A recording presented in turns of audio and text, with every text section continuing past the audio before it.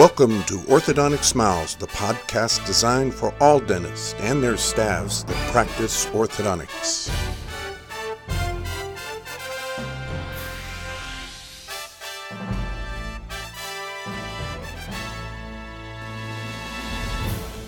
Hi, I'm your host, Dr. Ed Gonzalez. The sponsor of our show today is the American Orthodontic Society.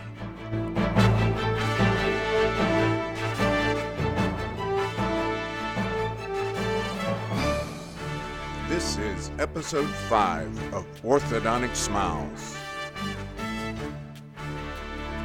For this broadcast, we are honored to have Dr. Azita Anissi. We hope you enjoy Orthodontic Smiles. Through our interviews and segments, we will innovate, educate, and inspire you and your staff. Our guest for episode 5 of Orthodontic Smiles is a graduate of the University of Buffalo School of Dentistry in 1990. She then did a general practice residency at the University of Rochester, where she practices today. She's a member of the American Orthodontic Society and an accomplished diplomat of the American Orthodontic Society Academy of Diplomates. She was selected onto the Board of Examiners and has served as an American Orthodontic Society board member and was recently inducted as a diplomat in the American Academy of Dental Sleep Medicine, which will be our topic today on Orthodontic Smiles. Welcome, Dr.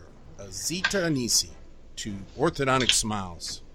Wow, you're quite an accomplished dentist and one of the pillars of the American Orthodontic Society. But today we're going to stray a little bit from the true meaning of orthodontics, and we're going to talk about something that you've excelled in, and I think a lot of our listeners might be interested in, and that is sleep training. The fact that you are a diplomat of the American Academy of Dental Sleep Medicine is quite an accomplishment. I know you're very proud of that. And so many of us don't know much about sleep therapy. So I'm going to start off by saying, what is a sleep disorder? Hi, Ed. Thank you. I appreciate all your talks about me. Thank you for the invitation and the opportunity to be interviewed on your podcast. I have listened to your other interviewers like Dr. Williams, Dr. Simmons, and Dr. Pincus. They all were, and also Mr. Tom Chapman, and they were all great and wonderful, and I'm so excited to be here. On the topic of sleep disorder, I have a lot of enthusiasm and passion since it's really a new field.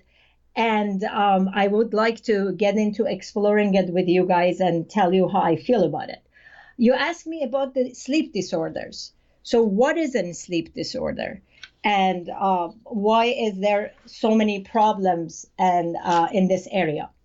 So I can tell you, sleep disorder, you can think about like insomnia, like somebody that gets too little of a sleep, or hypersomnia, somebody that is too sleepy, circadian rhythm disorder, like when you go on a plane to a different time zone, you come and you can't sleep.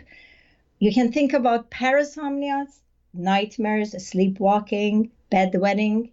But most importantly for a sleep dentist or somebody with the sleep training is a sleep movement, sleep-related breathing disorder, or one of that is sleep apnea. So we can see what is a sleep apnea. Sleep apnea when we stop breathing or decrease in blood flow and the back of the throat actually collapses and we get limited amount of air to our lungs. And we start snoring, maybe we make choking noises and the oxygen level gets low and we wake up because the body detects a low oxygen level. And this tissue collapses in the back of the throat. And if you lie on your back, the tongue gets packed in the throat, and then you become apneic. And the sleep dentist treats the sleep apnea. And then we look at a variable like AHI, we call it apnea hypopnea index, meaning apnea is total when you don't have any breathing, total stopping to breathe. Hypopnea is a decrease in airflow. So there's a ratio that we look at, and we treat patients according to that ratio. That puts them on a scale if they're mild, moderate, or severe, and we come up with a treatment plan. And the sleep dentist works hand in hand with the sleep physician, because under our license, we cannot really diagnose, but we can treat. I hope that would go ahead. That's a very good explanation. It's unbelievable to me that so many people all of a sudden have sleep apnea, and what we used to call severe snoring is now classified as a disease. I'll tell you a funny little anecdote about sleep apnea. A good friend of mine was an anesthesiologist, and he was diagnosed with sleep apnea. And here's an anesthesiologist who you would think would know, but the problem was that he was married to a nice young lady who could not diagnose that he had sleep apnea. And the diagnosis was made after he got a divorce and became friendly with a fellow female anesthesiologist, and the first night together, she tells him the next morning that he has sleep apnea. So he went for almost 15 years without knowing he has sleep apnea, and he happened to sleep with the right person and then got the diagnosis. So most people don't realize that they have sleep apnea. That's correct. Usually a spouse or a partner gives a subjective view on this, and that is very important in our diagnosis. Usually their wife or husband comes and say, well, I cannot take this anymore. He's snoring, he's making noises, he's talking.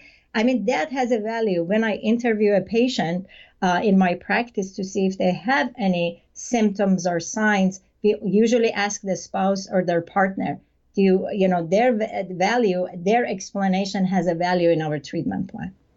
So you're correct, yes. But this sleep disorder, how does it relate to dentistry? Well, before everybody, usually the golden rule in treatment of sleep apnea, even snoring, is CPAP machine. It's a positive airway machine that forces air to open the airway. But many, many people cannot tolerate the CPAP machine. So they went back, and orthodontists many years ago said, hey, listen, if we use the Herbst appliance that we use to correct class 2, because we bring the mandible forward, can be very useful in bringing the jaw forward, ultimately the tongue forward, and opening the airway. And that's how we started doing this, by orthodontists recommending this. And the field started building up on that, and many, many research started to happening. And that's how they said. Is the primary method of treatment CPAP? In other words, when a patient is diagnosed, do they immediately try to put them on CPAP, or do they try any other ways of treating it? Okay, right now the golden rule is CPAP. But a couple of years ago, in 2016, they passed that mandibular advancement device. It's a standard care. Before, they didn't have to refer them to a sleep dentist. Right now is a standard of care. So it is part of their records and treatment. When I get a patient that doesn't want to treat the CPAP, they are obligated to offer them the mandibular advancement device as another method of treatment. So they tell them they can get mandibular advancement device, they can get CPAP, or they can go for surgery, which is down the road. That doesn't really, it's less effective than mandibular advancement devices. Mm-hmm. So right now, it's a part of the standard of care to offer that to them. So it was actually accidentally found that the Herbst appliance helped in the sleep disorder? Yes, and not really accidentally, but by research. Many dentists were doing many research on it, and they say, hey, listen, if we bring the jaw forward, what if we bring the jaw forward? What if, because tongue is a major role in sleep apnea, And the lower jaw, as you know, anatomically carries the tongue, and tongue is attached to your hyoid bone. So by bringing the lower jaw forward, we move the hyoid bone, and we bring the tongue forward, and we capture the tongue in that position. Well, if you've got a dental practice, what should be the questions you would ask of your patients to help you make a diagnosis, or not a diagnosis, but at least determine whether or not they have sleep apnea? So part of my practice, I'm a general practitioner, but 50% of my practice is orthodontics, and then the rest is general dentistry and doing TMJ and sleep. Part of our treatment plan, when I go to check the hygiene, we have a sheet that we go through to see if they have sleep apnea. First, you ask them about if they're tired, daytime sleepiness. You look at the teeth. If they have grinding, bruxism is a sleep disorder. Bruxism is a movement disorder. Sleep movement disorder is bruxism. During the night, for 100%, they have some kind of airway issue. They are struggling. That's why they brux. During the day, they can be psychological or stress. We always believe that bruxism is a stressful thing to do, but sleep has a lot of points on that. That means they are somehow being oxygen deprived. So we brux to make to send the signal. The buccinator muscle sends the signal to our throat muscle to wake up. Hey, we don't have enough oxygen. So bruxism, if somebody is a bruxer, that's a point for us. We always, when we see wear facet, we go through our breakdown of the sleep. Are they tired? Are they snoring? And we come down and we talk about sleep. Well, let me ask you a question. You know, I'm a pediatric dentist, and I can't tell you the number of times, probably, I'm going to just guesstimate 50% of moms come in and say, my 2 or 3 or 4-year-old grinds their teeth at night. Is this sleep apnea? It's a sleep disorder. That means airway blockage. As we learned through my many courses with all of you guys at American Orthodontic Society, when we looked at the growth and development and treating phase 1 treatment, we always looked at their throat, the depth of the palate, and seeing if they're bedwetting. These are all the questions that is related to sleep. But when I was just doing my orthodontic treatment, I didn't take it one step further. We referred to ENT doctors. We were right on the money. I mean, all my mentors at American Orthodontic Society, we are all right on the money, because they are all leading to eventually this airway problem would collapse and the kid can be apneic. And we referred them to ear, nose, throat doctor for TNAs, for tonsillectomy and adenectomy. And that is the treatment for pediatric apnea. That's the first line of treatment. So tonsils and adenoidectomies are the first line of treatment. First line of treatment for pediatric sleep apnea. Now, let me ask you this question, because this is interesting to me, since I do a lot of expansion therapy on my young 6 and 7 and 8-year-olds. I've had many parents tell me that their children have stopped snoring and that they are doing better in school ever since they had the expansion done. So I assume that what we're doing correct is opening the airways so that they are able to breathe better. That's correct. That's 100% correct. Palatal expansion. Let's say if the kid does not have large adenoids and tonsils, but they have airway issues. Expansion is one of the things that I do with some of the patients that I cross over with ortho and sleep. We use the RPEs, some kind of expansion, and that would definitely open their airways. And we have to realize that the airway, the collapse starts from the nose, not just from the throat. This is according to the latest research. So if they are stuffy, if they have allergies, by the time the air reaches their palate, it makes the palate collapse. So we have to consider kids with asthma, kids that have allergies, if they have nasal blockage, teenagers, if they have deviated septums. These are all the things that can lead to sleep apnea. And by us expanding the palate, for sure, definitely we improve their symptoms. Yeah. And I've noticed that myself. And it's funny because I I think now that we are starting to have the 3D images, we're able to measure the volume in the upper airway and see the difference between an expanded palate and the volume of air that sits in that expanded palate and the difference when you haven't expanded it. There's much less volume. So that really helps the patient with their airway. Absolutely. You're correct. That's absolutely it. And we get a lot of good results. Remember when I took my AOS courses, we always used to ask our younger patient that if they wet the bed, because bedwetting was one of the symptoms of the airway obstruction. And believe it or not, in our sleep pamphlets, we ask, those are one of the questions that we ask, that is categorized under the parasomnias, that if they wet the bed, that has a value when we refer for the pediatric, sleep test. And when we send them for the sleep test, and I guess they put them to sleep now and measure the number of times they stop breathing and the amount of oxygen that they're being deprived of. Is there a range of or value that would, if a patient came in and said, well, Yes. Go ahead. Yes, it's a number of times that they stop. So we categorize it mild, moderate, and severe. For pediatric is a little bit different, the numbers, but they all are about the same. Let's say if we send somebody like a teenager, that number 5 times per night, that's normal. Okay, so anybody 5 times per night can have some kind of a stop breathing or decrease in a flow of air. But 6 to 15 is mild. That means they are mildly apneic. Those are the snorers usually. And those are the best category that when we use any kind of device, it will work. On the moderate is 16 to 30, and any number above 30 is severe. That means, and the severe, usually your sleep physicians, they want to push CPAP. So where we fit in, we usually treat mild to moderate with our retainer and snorers and CPAP failures. So severe, above 30, they are recommended to use CPAP.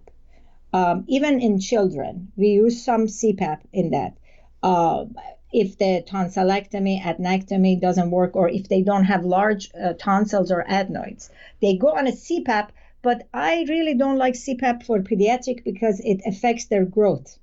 It affects, because the wrap, the straps that they wear, studies shown that it will affect the growth of their skull and the mandible and the facial growth. That's very interesting.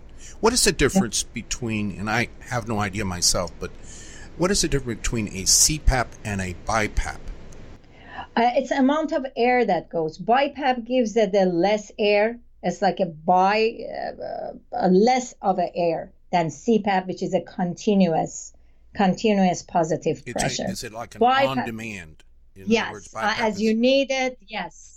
As you need it, the air would puff.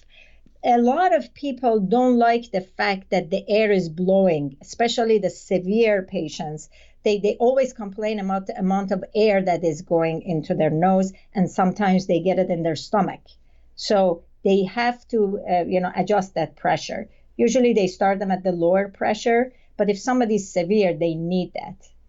So that's one of the drawbacks. So answer for me this question. How does the patient get to you?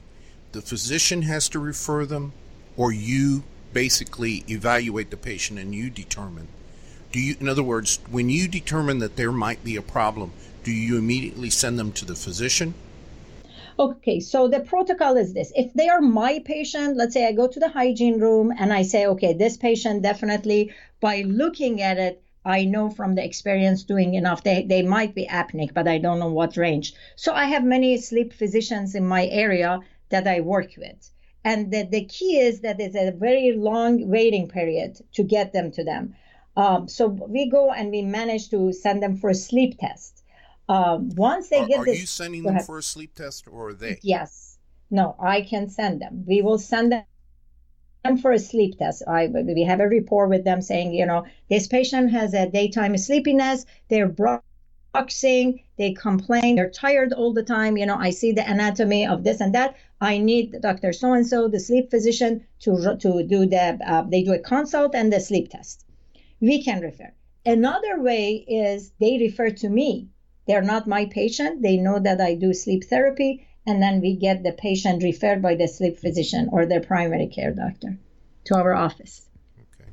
So who would be the ideal patient that you could treat, and what kind of appliances work better than others in sleep apnea? Okay, ideal patient, usually you want them to be not severe, you know what I mean? Mild to moderate is easier to treat, but having said that, I usually do a consult, and most people who do sleep do a consult first. You have to see the range of the motion of the patient. So there are a few tests that we do to see how far they can bring their jaw forward. If you have an elderly patient, they might have like arthritis. They might have TMJ problems. There's some contraindication. We have a minimal amount of number of the jaw movement that they have to have. Otherwise, they don't qualify for the retainer. So I have to, somebody with the great range of motion. So let's say if they can protrude their mandible forward 6 millimeter. Okay, maximum. We're not going to bring them that much. What is the maximum amount of protrusion that they have? They have to at least have 6 millimeter. If they have 10, then I'm happier because I have more room. It's just like a hinge of a door. If you can open the door wider, that's a great door. But if you have to push it open, that will have problem. But many of my patients, their muscles are tight. It's not truly that the bone, that the TMJ is tight and it doesn't open. It's all muscular because they've been grinding, clenching, and they're just tight. So we give them exercises to release that muscle. It's sort of a yoga for a mouth. We make them comfortable. So to answer your question, somebody that has a great range of motion, I will have a very good success with. It does an appliance. Yeah.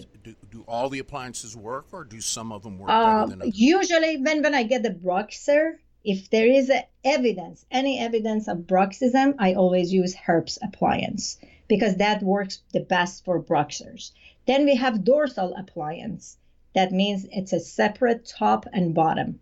Herbst is connected by a rod, but the dorsal appliance is just, open and close. It's obviously a removable Herbst. Yes, they are removable. These appliances are all removable. And if I use a dorsal appliance, if for somebody who gags a lot, somebody comes to me and say, you know what, I am just gagging so much, I can't do this. Or a petite old elderly lady with the small features, I use a dorsal appliance. It's not a cookbook, but then you have to look at insurance doesn't reimburse for everything. Depending on what insurance they have, the Herbst is approved by most insurances. If I want to get fancier with dorsal appliance, you have to see what insurance they have. Mm-hmm. So that's a variable as well. And some of these appliances are pretty expensive, I understand. They're expensive. The lab fee on them are high, but the insurance will reimburse you. We are under the category of durable medical goods through their medical insurance. And they will approve that. How does this all come together with your orthodontic training? Have you been able to merge the sleep therapy and orthodontic training, and how do you do that? I think they go hand in hand.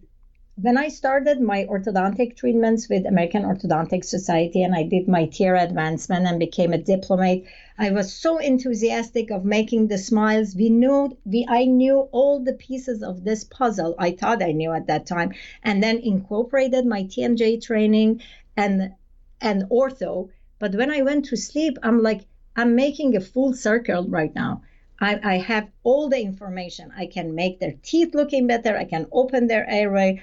I can diagnose them, but now I can make their lifestyle better by adding that.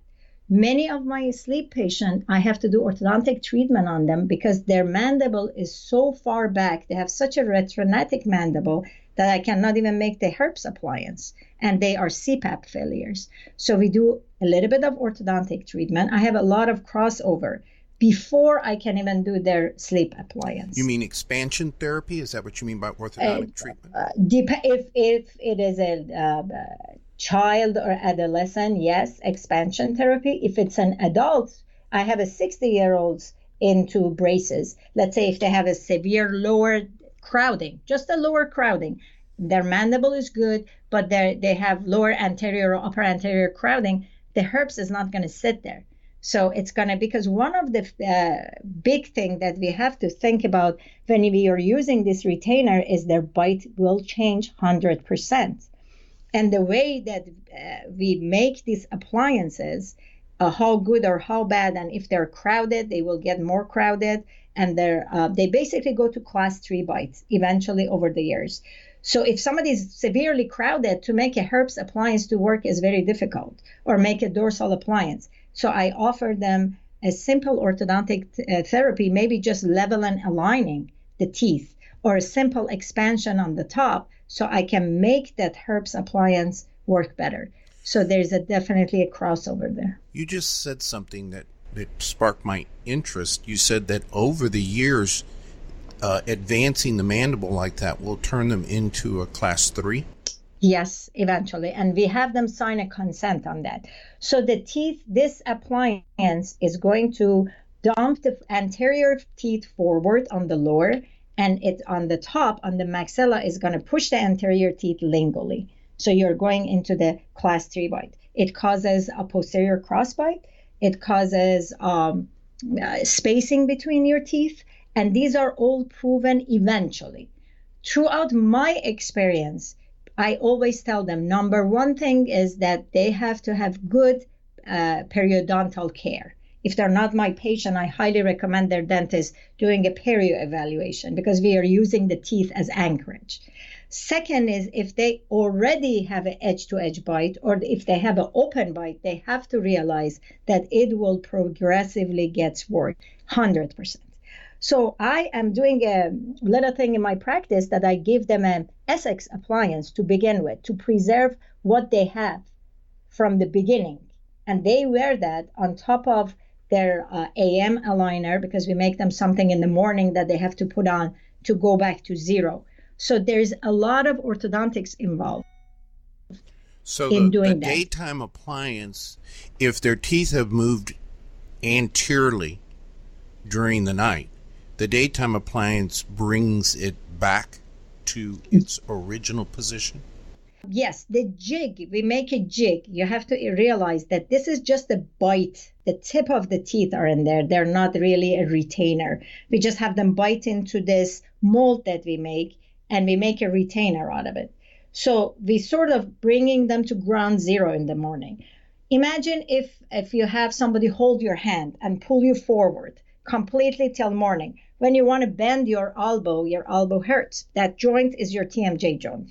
So when you wake up in the morning, you cannot put your teeth together. Your teeth have to find each other, and there is blood being pulled behind the TM joints because of the traction throughout the night. And that has to squeeze out. So by wearing the AM aligner, you just bite into it and you come back to zero. But over the years of wearing that with my patients that I'm following up, let's say for 4 or 5 years right now, that doesn't work as good, and their bite is off. Wow, very interesting. This is absolutely deserving of a diplomat status to know all of this.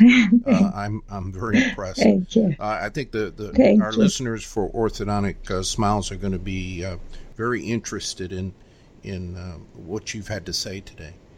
What are your recommendations for our audience that's listening to us? The orthodontist, the general dentist, pediatric dentists are out there listening to what you've got to say.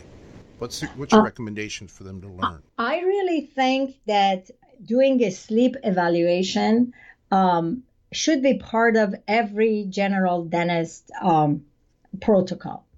You don't necessarily have to treat it, but you have to recognize it. I think part of we look at the teeth, we look at the periodontium, we look at crowding, we look at wisdom teeth. Why not sleep? Why don't you just have a general knowledge of what it is, what are the symptoms? Just interview the patient. It takes a few little questions just to recognize.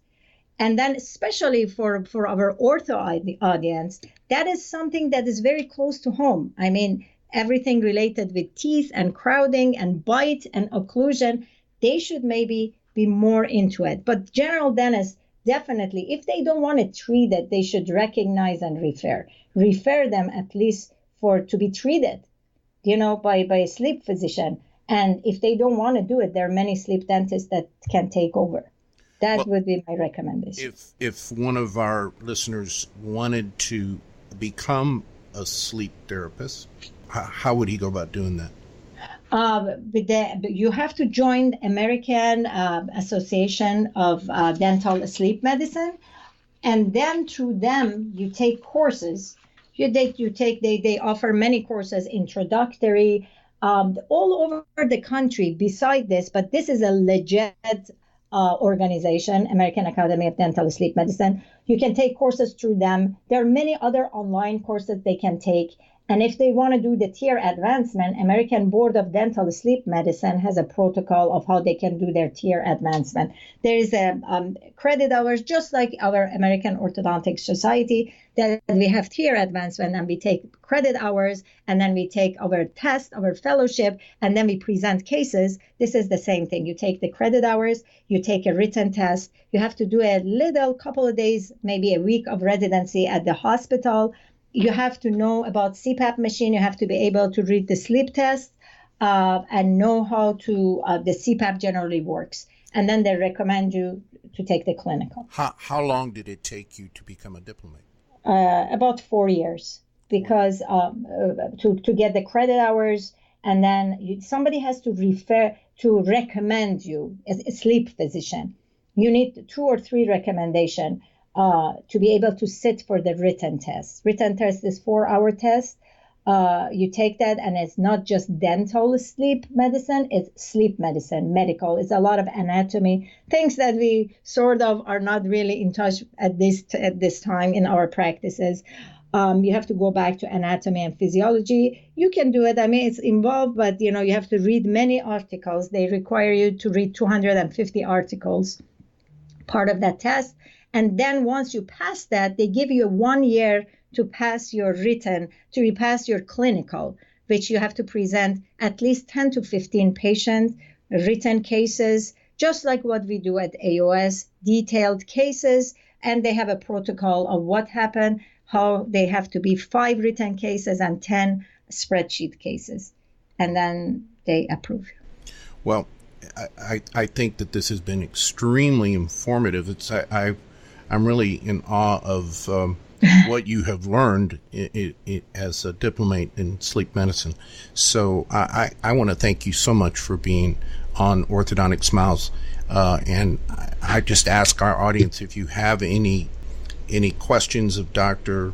Azizi, just send us any questions you might have to Orthodontic Smiles Podcast @gmail.com, and I will forward these questions over to Dr. Azizi, and I would hope you would respond to them, Doctor. But I surely want to thank you so much for being on our podcast. I think we'll get some great reviews from our listeners. Thank you very much. Thank you so much for having me. It was a pleasure. Thank you for your time. This is your host, Dr. Ed Gonzalez. I want to thank you for listening to Orthodontic Smiles today. If you enjoyed our broadcast, please click the subscribe button. We'll be in touch with you in the future about our further broadcasts. Thanks for listening.